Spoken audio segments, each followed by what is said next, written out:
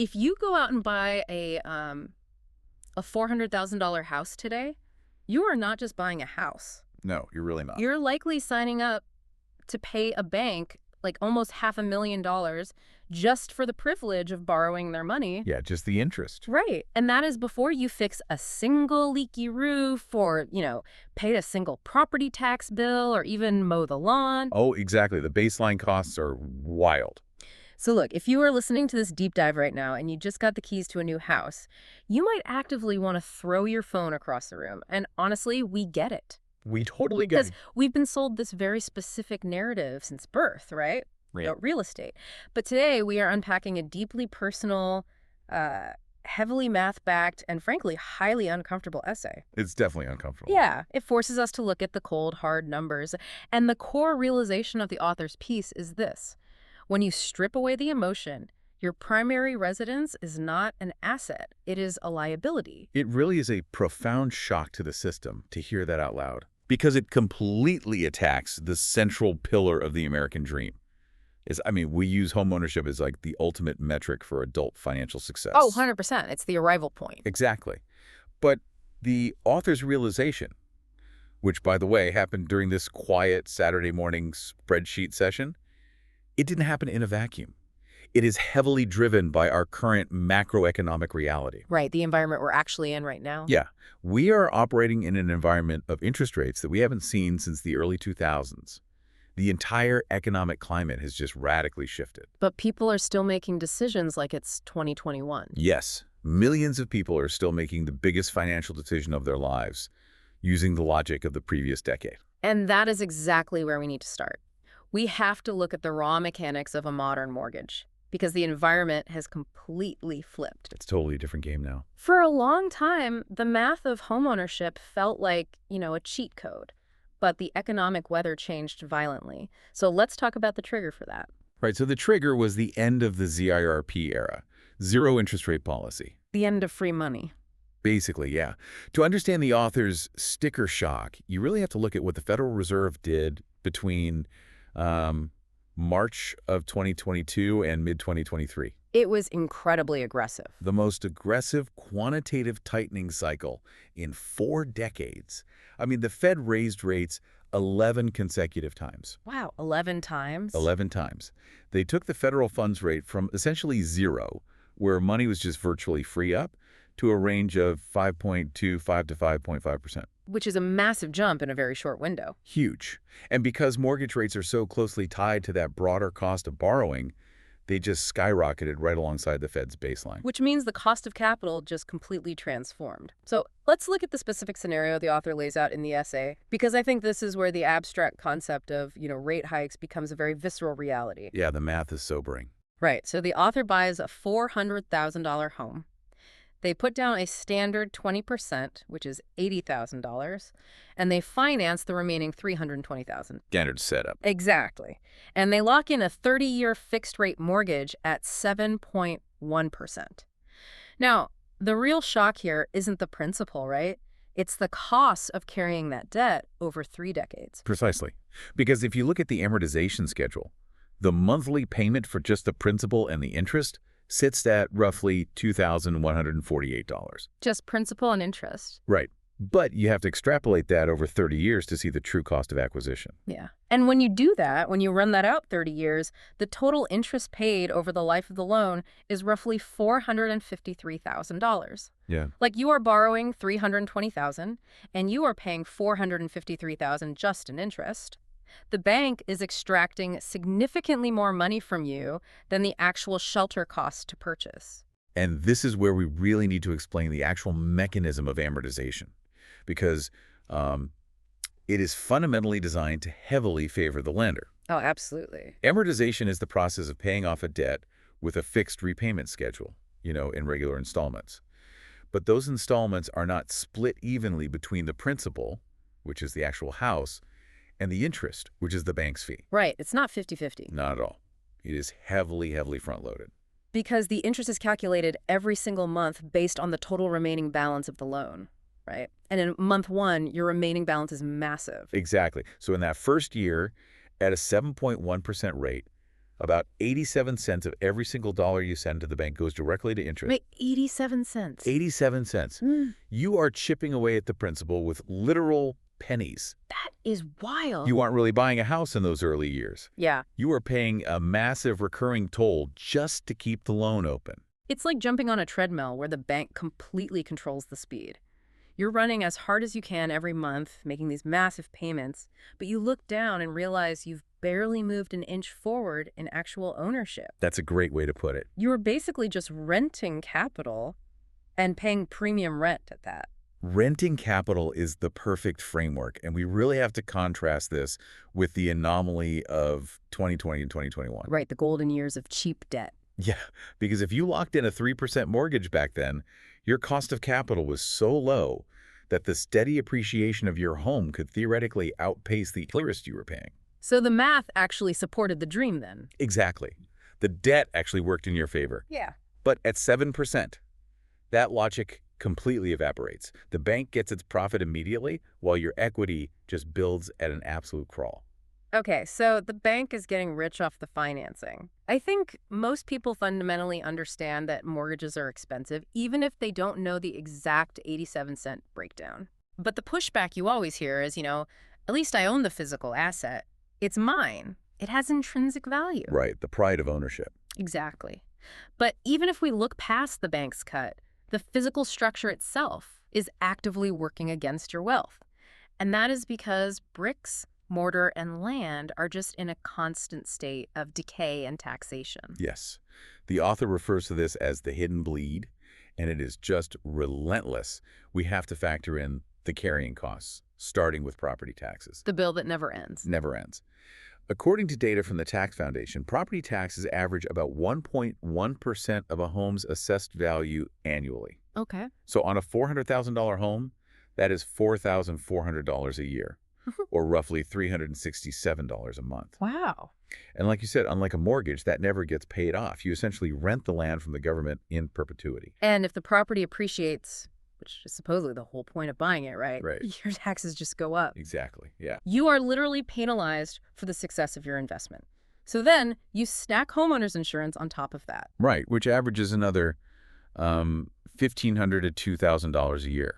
But the piece of the pie that truly destroys the balance sheet, and I know every homeowner listening is nodding right now, is maintenance. Oh, maintenance is the ultimate wild card. People chronically underestimate it. So what's the rule of thumb there? The standard personal finance rule of thumb is to budget 1 to 2% of the home's total value annually, just to keep it from falling apart. Okay, so on our author's house, that is $4,000 to $8,000 a year. Every single year. Because homes are subject to the laws of entropy.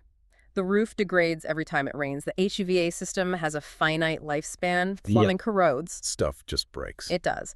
So when you take the mortgage, the taxes, the insurance, and that baseline maintenance, the author's total monthly outflow skyrockets to somewhere between $3,200 and $3,800 every single month. It's a huge commitment. It's like an incredibly expensive subscription service that you are legally bound to, and you can never, ever hit cancel. And that leads directly to the core philosophical shift in the essay, which is a house actually an investment? Right. The author leans on this very strict definition popularized by Robert Kiyosaki in his book, Rich Dad, Poor Dad. Oh, yeah, classic. Yeah, Kiyosaki strips away all the emotion and looks purely at cash flow. He defines an asset as something that puts money into your pocket, regardless of whether you work or not. Okay. A liability is something that takes money out of your pocket. So it is brutally binary, money in versus money out. Yes, and by that strict definition, your primary residence is undeniably a liability. Because it just takes. Exactly. It generates zero revenue, and it requires a constant, massive infusion of cash just to maintain its baseline existence. It just consumes your income. See, I can feel the listener resisting this right now, because the natural counterargument is, okay, yes, it bleeds cash month to month. I get that. But in 30 years, I will own it free and clear, and it will be worth a fortune. Right, the promised land at the end of the mortgage. Exactly. If a house is a cash flow liability today, the only mathematical way to justify it is if the long-term payoff is just astronomical. Which brings us to The invisible ghost haunting this entire transaction. Opportunity costs. Opportunity cost. It really is the silent killer of middle-class wealth. Yeah. It is the measure of what you lose by choosing one option over another. Let's look back at the author's $80,000 down payment. Okay. By putting that money into the house, it is now basically trapped in illiquid drywall. Right. If you want to use that money to, say, start a business or pay for unexpected medical bills or fund your retirement, you can't just slice off the guest bedroom and hand it to the grocery store. No, you definitely can't. You either have to sell the entire structure, which displaces your family, or you have to borrow against it, which means taking on even more debt. Exactly, it's locked up. Now imagine the alternative timeline. If the author had taken that $80,000 and placed it into a broadly diversified index fund like one tracking the S&P 500, the mechanics of wealth creation change entirely. Because the historical returns are so different. Yeah, historically, the stock market returns an average of 7 to 10% annually over long periods. And we need to explain why that is fundamentally different than a house. An index fund represents ownership in hundreds of real businesses. Actual companies. Yeah, companies that are generating actual cash flow, creating new products, expanding globally, and paying dividends. They are active, well-producing engines. A house is literally just a static box of wood and glass sitting out in the weather. That is such a crucial distinction because of the power of compound interest, where your returns generate their own returns. That $80,000 in an index fund could realistically become anywhere from $300,000 to $500,000 over 2 decades. Wow. And the best part, that requires zero maintenance. No property taxes. No replacing a broken water heater at 2 a.m. None of it. Okay, but wait. I am going to push back here on behalf of everyone who has ever watched real estate prices in their neighborhood. Bring it on. People will say, look, my parents bought their house for $50,000 in 1980 and they just sold it for $500,000.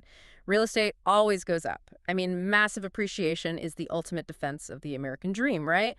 How can you argue with a 10x return? You can argue with it by understanding the illusion of nominal numbers versus actual purchasing power. Okay, unpack that. So to be clear, the author does acknowledge that home prices go up.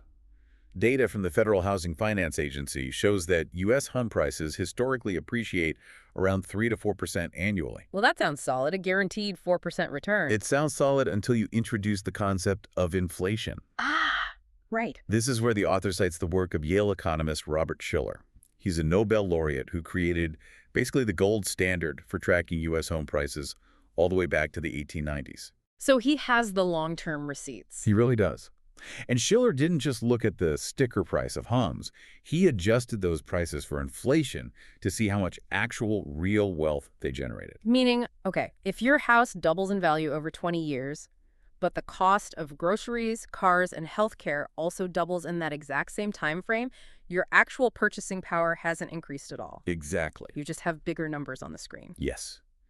And when Shiller ran the data over more than a century, adjusting for inflation, he found that the real return on residential real estate historically hovers around just 0.6% per year. 0.6%. Yep. Not 6%, almost zero. Barely above zero. That is staggering. It completely shatters the narrative that your house is going to make you rich. It's essentially just a highly illiquid savings account that barely keeps pace with inflation. And remember that 0.6% real appreciation does not factor in the 1.1% you are paying in property taxes every single year. It doesn't factor in the 1 to 2% you're spending on maintenance. And it certainly doesn't factor in the massive mountain of 7% interest you are paying the bank. So it's actively negative. Right. When you net out all the carrying costs, the actual return is fiercely negative. The appreciation simply does not cancel out the bleed. Okay, I have to play devil's advocate here again because the spreadsheet logic is unassailable. I get it. But I can't live inside an S&P 500 index fund. Sure. My family needs a roof over our heads. We need a place to sleep. And renting also costs money, right? And when you rent, you get zero equity back. So aren't you just throwing money away either way? That is a completely valid reality, and the author is very careful not to advocate for, homelessness. Good to know. Yeah. Yeah. The argument here is not never buy a house. The argument is about honesty in your financial accounting. It is about removing the blinders. Because when you rent, your rent is the absolute maximum you will pay for housing that month, period. Right. If the fridge breaks, you just call a landlord. Exactly. But when you buy, Your mortgage is the absolute minimum you will pay. The author is simply asking you to recognize that buying a house is not a magical wealth-building mechanism. So if the math is so undeniably lopsided, if the spreadsheet screams that this is a liability destroying our monthly cash flow, why is the pull so incredibly strong? Like, why do we actively defend a financial product that is draining us? Because we are fighting against a century of profound cultural conditioning. It's deep. So deep. From the time you were a child, the banking industry, the government, and your own family constantly reinforce the idea that homeownership is the ultimate arrival point of adulthood. Yeah, it's totally tied to our identity. It signals stability and success and belonging. It's the ultimate status symbol. You get the keys, you take the photo in front of the door for social media, and you have officially made it. And because that narrative is so deeply tied to our self-worth, we fall victim to what the author calls the paper wealth illusion. Oh, the paper wealth illusion is so powerful. Because it feels incredibly good to log into a real estate app, look at your home's estimated value, and see that it is worth $50,000 more than you paid for it. You genuinely feel rich. But it's phantom wealth. Exactly. You are looking at the gross revenue while completely ignoring the operating expenses. Yeah. You celebrate the $50,000 increase in equity, but you conveniently forget the $40,000 you paid in interest, the $15,000 you paid in taxes, and the $10,000 you dropped on a new roof just to get there. It's so true. It's like celebrating a $10,000 raise at your job, but willfully ignoring the fact that your new commute costs you $15,000 a year in gas and tolls. That's a perfect analogy. The math is upside down, but the feeling of the raise is intoxicating. Which is exactly why we resist questioning it. Yeah. Confronting the math means admitting that the biggest financial sacrifice of our lives might not be the golden ticket we were promised. Right, but I should say the author does offer a major humanizing concession here. Okay, good. They clearly state that homeownership possesses immense non-financial value. Right, the qualitative benefits, the things you can't put on a spreadsheet. Yes. There is profound value in stability. Knowing your kids will stay in the same school district, the freedom to knock down a wall or plant a garden or paint a room without asking a landlord for permission. That deep psychological comfort of having a permanent anchor in a community. Exactly. Those things matter immensely. They are vital to human flourishing. I love how we can synthesize this, really. It comes down to this. We buy houses for the heart, but we try to justify them with the balance sheet. Yes. We take a lifestyle decision and we desperately try to dress it up as a savvy investment to make ourselves feel better about the staggering cost. That is the exact friction the essay exposes. And the author's ultimate warning is that in today's economic climate, crossing those wires is financially perilous. It's dangerous. The most dangerous thing you can do right now is stretch your budget to the absolute breaking point to buy a home you can barely afford at 7% interest, just so you can proudly call it an asset. Because you're allowing the pursuit of paper wealth to destroy your actual daily cash flow and your peace of mind. Exactly. Which brings us to the core takeaway for you, listening today. In an environment where capital is expensive, the math demands total, unflinching honesty. It demands it. You have to stop letting the warm, fuzzy word equity blind you to the cold, hard mechanics of interest, taxes, entropy, and illiquidity. Your home may be where your heart is, but your balance sheet tells a completely different story. Yeah. Recognize it for what it is, a beautiful, expensive lifestyle choice. And, if we really internalize this, it leaves us with a fascinating and frankly concerning macro question to consider. What's that? Well, for decades, the entire American retirement system has implicitly relied on the assumption that home equity will save us in the end. Right. If millions of people are banking on a 0.6% real return to fund their golden years, basically assuming that their aging drywall will somehow magically pay for their medical care and living expenses when they stop working, what happens when an entire generation simultaneously realizes they are cash poor and their wealth is trapped? That is a terrifying question. How much of our modern retirement crisis is driven by this exact mathematical myth? That is a staggering thought to end on. If the house isn't the safety net might not exist at all. Well, thank you so much for joining us on this deep dive. We hope this exploration gives you the tools to look at your own financial landscape with a clearer lens, to spot the true difference between an asset and a liability, and to never let a cultural narrative make your financial decisions for you. Keep asking the hard questions, keep running your own numbers, and we will see you next time.